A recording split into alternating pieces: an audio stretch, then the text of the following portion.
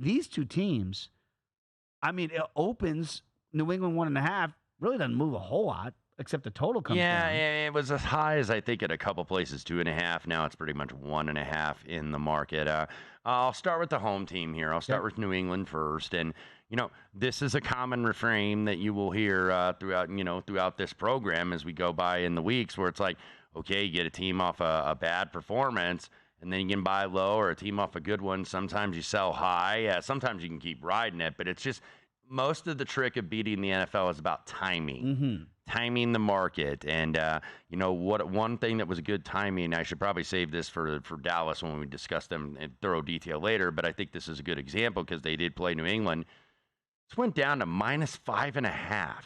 Patriots as low money kept as coming in? 5.5. And, sometimes sharp money is right and sometimes it's not right. Okay. And I just thought that last week, I didn't see that it was, it's always a cause for concern when you lose, but I didn't see for Dallas that it was just that cause for concern, really. I thought, hey, it was just a bad performance. It happens. Yep. It's going to happen. 17 weeks. Good teams lose 3 or 4 games in the National Football League and still have outstanding regular seasons. And that's just what happened in Dallas. And New England, I just wondered because of the struggles of the offense. I think the defense is still one of the better, top 5 to top 10. I know the numbers are going to take a hit today because they did allow 377 yards. They were also on the field for over 35 minutes. So that's going to happen. You're going to give up yards. Dak was very good today, and just New England was not. Mac Jones, 12 of 21 for 150, 2 interceptions. You mentioned Bailey Zappi came in, and the game was out of hand, and he wasn't really great either against this Dallas defense. Couldn't run the ball. You look, Ramondre Stevenson, 14 carries, 30 yards.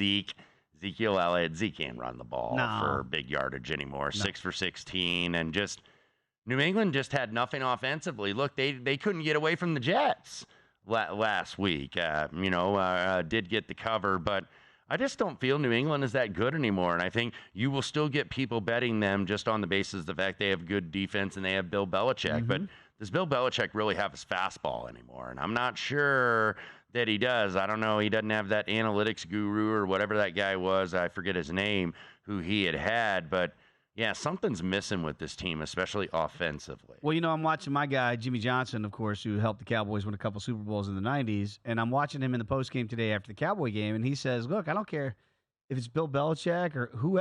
If you don't have good players, you're just not going to win a lot of games. Right. And I think that might be the thing that we always assume in the marketplace.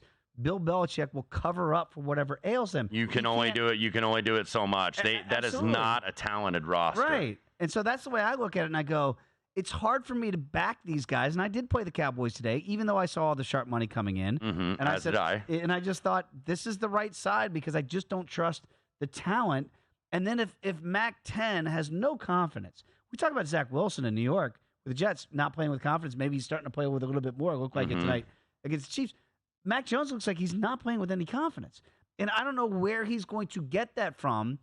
And if he doesn't get it soon, it's tough for me to back them, at least with the Saints. And I'm not saying I'm backing the Saints here because I'd love to figure out a position to back the Patriots at home with that defense. I would.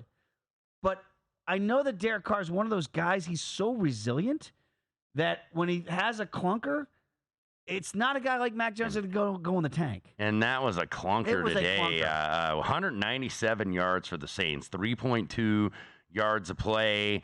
And look, I know, Derek got the late start. We thought it was going to be Jameis Winston. Derek Carr, 23 at 37 for 127 yards. Check down. Just had no room to move, really. And he's dinged up. And so we see this time and time again, like Joey B in Cincinnati. Offensive line's got some injuries. They had 3 turnovers today. Dominant performance by Tampa Bay. So, look, I've been down on this Saints team anyway because – if you look, Derek in his first year with offensive coordinators, this is his 5th offensive coordinator he has had in 10 years. That first year is always the most difficult, getting used to it. So that's why I wasn't very high on the Saints. So, man, these are two teams that I really don't want to bet next week, and this might be an easy pass for me. You could make an argument for a Saints teaser because that total is so low at 39. Tease it above 7 and take 7.5. But as of now, nothing for me. Kind of right there with you. Feels like a pass from my liking as well. Go to VSiN.com/subscribe to become a VSiN Pro subscriber today.